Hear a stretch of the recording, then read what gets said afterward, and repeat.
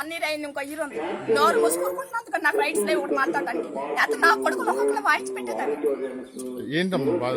ఏంటంటే మా పొలాలు మేమేమో బలవంతంగా లాక్కోవటమే ఇప్పుడు వాళ్ళు.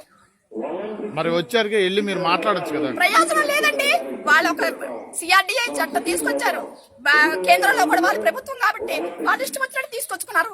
రైట్స్ ఉన్నాయి, లీగల్ గా వాళ్ళకి రైట్ ఉంది. ఇవ్వకపోతే లాక్కుంటారు. పిచ్చిక మీద బ్రహ్మాస్త్రాలు మారేయి. పిచ్చిక మీద బ్రహ్మాస్త్రం వేస్తున్నాడు చంద్రబాబు నాయుడు.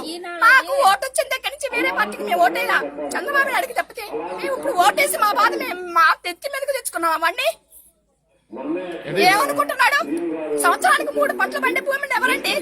అన్నం తింటే జాతకాన్ని కూడా పాడు చేసుకున్న భూమి. వాడు పొలం ఏమన్నా ఉంటే ఏమన్నా ఇస్తాడేమో. వాడు పొలం ఏమన్నా ఉంటే ఇస్తాడేమో. నారాయణ గడిస్తాడా? పత్తిపాటి పుల్లారావు గడిస్తాడా వాడు పొలాలు? నారాయణ గాడికి ఇచ్చే వాళ్ళ బిల్డింగులు ఉన్నాయి. ఒక బిల్డింగ్ ఏమనండి ఆఫీస్కి ఇస్తాడేమో. మీ పేరేంటమ్మా? నా పేరు సుధారాణి బోయపాటి.